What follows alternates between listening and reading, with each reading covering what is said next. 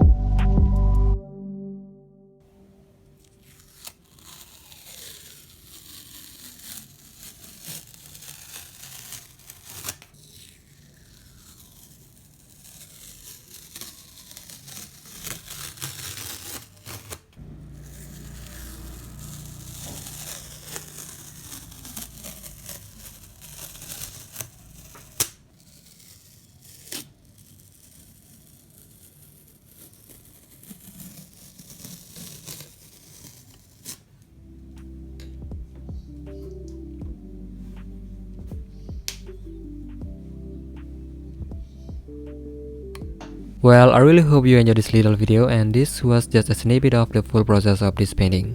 I had a great time painting this, and I hope you had fun watching. I have made a full-length tutorial of this painting for my Patreon site, and I'll be publishing it very soon.